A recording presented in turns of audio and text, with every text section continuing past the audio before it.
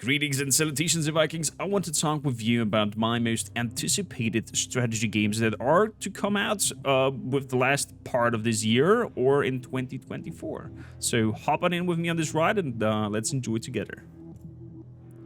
First up, we jump into the country of Grand Chillon, where a group that is calling themselves the Legion, a paramilitary force, has kidnapped the local Presidente, and you are hired as a mercenary group to rescue the president. Jagged Alliance 3 is a turn-based combat mercenary sim where you lead your designed group of guns for hire. Send them on missions, let them do local operations, or even train them to become better. You need to keep an eye out for their salary, health, and of course, don't forget about your main target. Rescue Le Presidente. The combat itself is very in-depth. You have different stances, you can aim at specific body parts, and yes, you can even aim at their groins. The damage model is very complex and will lead to all kinds of disadvantages. For example, if you target a hand, his accuracy will decline. Overall, we'll get an exciting story combined with excellent tactical mechanics and roleplay. I personally am very excited for Jagged Alliance 3, and on top, you can check out my test video. Let me know in the comments, of course, if we should do a full playthrough of Jagged Alliance 3. I would be more than happy to do so. With Gord, we get an interesting mix of storytelling, city building, and survival elements mixed together. The grim and dark atmosphere inspired by Slavic mythology definitely catched my eye, and since I myself am born in the lands of Transylvania, yes, Dracula is real, I can very much relate with a lot of the folklore creature that one will meet playing Gord. The game itself presents a lot of interesting mechanics for us to play with besides the obvious, survival and city building. We have personalities for the villagers that will change and alter depending on our decisions that we do and the events happening in the game. We have a magical system with a local witch that we can trigger to aid us in all kinds of situations. We have a sanity system that we have to be aware of. If not, our settlers might go insane and other things might happen then. And the game itself promises to cleverly create procedural assets for us depending on our decisions, how we play and our playstyle, and of course the outcome of certain events, if we succeed or not. And I think this might cause for a very unique run each time we play a session. I myself am very excited to get my hands on this title. It is coming out now, beginning of August. Hopping back to turn-based combat, we have USC Counterforce. A game inspired by XCOM with some sprinkles of the Alien movies, are they to say. The story of the game is that we are in lead of a strike force of commandos jumping from Earth to a planetary body, M8322, to investigate and neutralize the remains of a still mostly unidentified alien threat. What we find there is, I guess, for us players up to discover. USC Counterforce shines with a very in-depth combat and squad mechanic that ranges from squad levels, a skill system to your marines that you can alter to your needs. For example, biochemistry in order to heal better your units and use less AP, different ammo types, unique attack types and pattern with each weapon, advanced combat combinations like cryo weaponry and ammo to freeze your enemy, and then using high impact attacks to shatter the ice. What an icebreaker. And all kind of different movement mechanics like jumping over objects, pushing and pulling things to create a defensive position, crouching so that the marine behind can shoot over the shoulders, and many more. The list goes on and on. Overall, I'm a big fan of the XCOM series, and this scratches all the itches that I have. And let's not forget about the coolest thing of all in here. It's the freaking green first-person body camera implemented into the game, where you can have a little bit of a first-person view of what your marine sees on the battlefield in front of him. Nice little gimmick, I love it, and I can wait to get my hands on it. Game is coming out July 25th this month. Staying within the XCOM-inspired turn-based combat genre, we have Xenonauts 2, a wonderful successor to its prior title, shining with new 3D engine, battle logs, and a new interesting threat besides our typical aliens. As you have guessed it, Xenonauts is played in turn-based and is using time as a resource instead of your typical AP. But fear not, it is basically the same, just under a different title. Xenonauts also learned from its prior title and has reworked its missions in how missions play out. Each operation now will have multiple targets that will be asked of you to fulfill besides your main objective to bring, diversity and spice things up. In terms of mechanics, we have our typical base building with all kinds of layouts that you have to create depending on your needs and what you want with that certain base to fulfill. Then we have our squad management where we can mold and specifically design loadouts for each soldier that fits our needs. Like if you want medics, you definitely want some medkits on him and maybe some other tools to heal and protect your people. And as the prior title, your typical XCOM features research and foundry facilities where you can learn new things and craft things, your leveling percentage to calculate how likely it is you will hit or not. I am personally very intrigued to find out what new threats we have to deal with besides the aliens, and of course dive myself into this whole tactical action while sweating and yelling how my soldier could miss with a 99% point-blank shotgun shot. Memories. Remaining in the sci-fi scenario, we have Falling Frontier.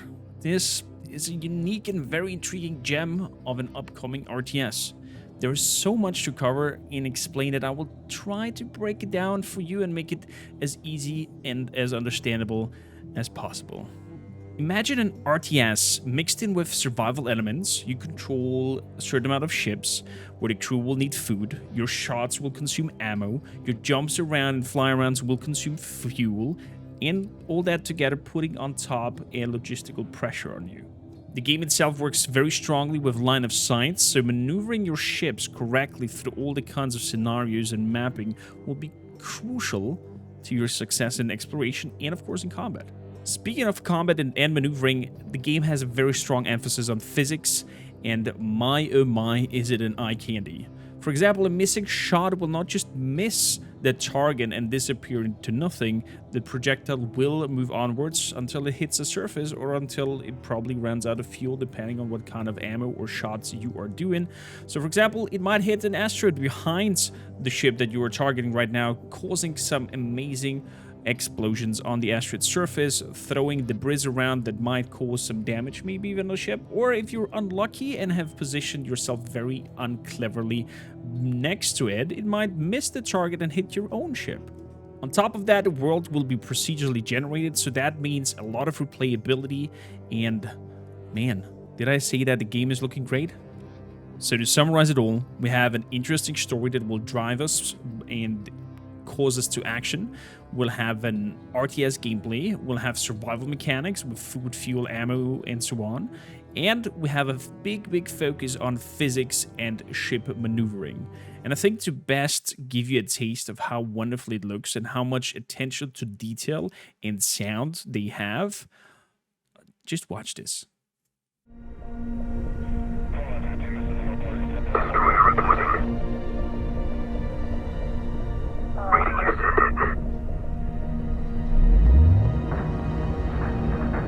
Sending package.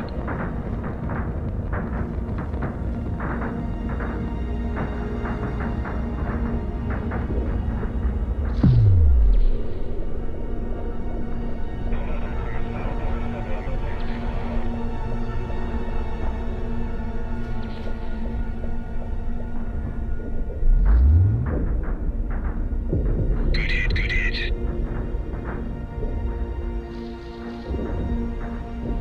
Destroyer reporting. Well tracking incoming missiles. Track updated, rotating now. Destroyer reporting. Destroyer reporting. Reading extended. Tubes loaded. Send target data. Missiles away.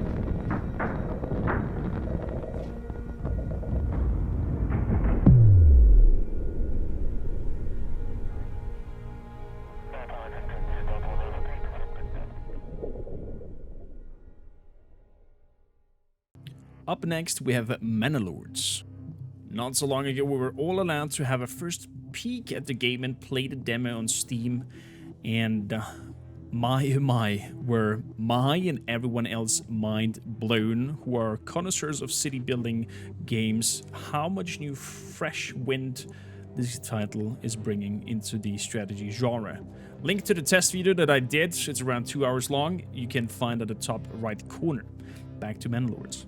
Manor Lords is trying to mix your survival and city building aspect and put on top a lot of interesting layers in terms of upgrading and expanding your village, together with skirmish fights that reminds me a lot of Total War combat.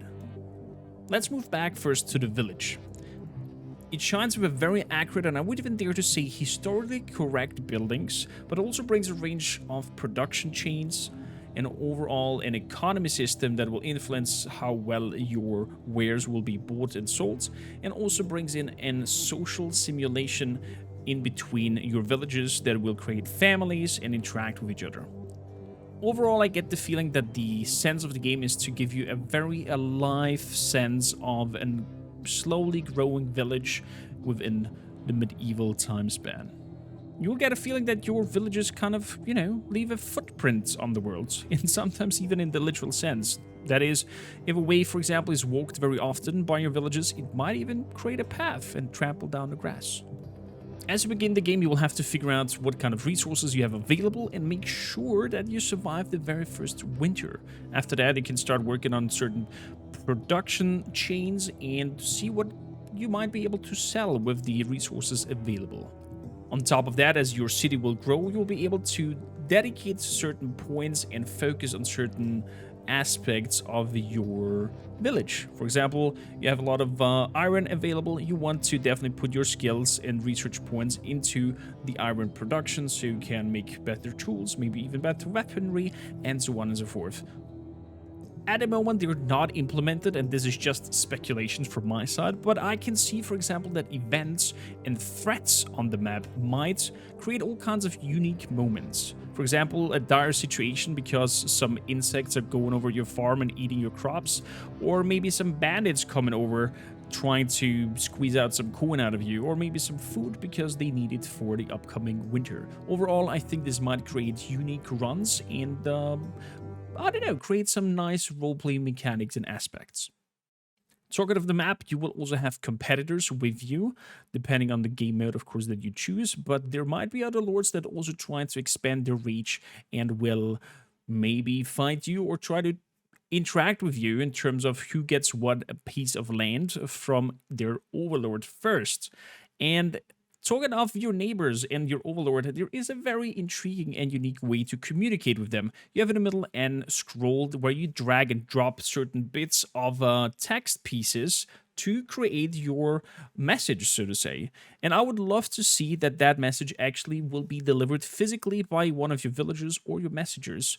And that might also cause for a potential, intercepting certain messages and having an eye out for maybe those messengers leaving the city of your neighbor so you can see what they're up to, and creating new ways of interacting and roleplay. Or maybe even your message doesn't even reach your lord where you ask for help or aid and in exchange for X amount of money. That would be new, fresh, and intriguing. But of course, just speculations from my side with the messenger. Coming now to combat, that I'm more than excited about. Besides formation and moral systems and all kinds of calculations, depending on your weapons, armor, and the terrain, I find the feature most intriguing that each soldier that you will conscript from your village will be your, for example, Farmer Dan that is tending to the pigs. Whereas while he is conscripted, no one will be there to tend to the animals if there is nobody to replace him, of course. So now imagine you are in the combat, you fight, and you lose half of your men. You're coming back victorious to your village, but Farmer Dan lies dead on the battlefield. How will this impact your economy? And will this maybe break your neck coming next winter and you will not be able to sustain your food chain? I think that this kind of meaningful combat and putting this gravitas on each unit will make the skirmishes so much more unique, so much more intense, and you will care for every fallen shield and sword that you see drop on the battlefields. Of course, there's also other ways to protect your village. Said that if you have the coin to pay and hire bands and sellswords to do your fighting and your bidding. But think of it. Do you want people who are easy to buy protect your lands? So now we heard of the peasants, we heard of the militia, and there's a third thing that you can recruit and use for battle called your Lord's retinue that you can design and create to your liking. Overall, it presents a very promising premise in the strategy field and brings so much new wind into this genre that I cannot wait to have my hands on this title. Keeping in mind, of course, that even if it takes some more years, I am more than willing to wait to have a good functioning product at hand instead of some rushed out, buggy early access. Thanks a lot everyone for watching. Let me know in the comments down below what is your most anticipated strategy game. And of course, do the good things. Thumbs up and subscribe to the channel because it will help me continue with this line of work. And until next time, happy gaming.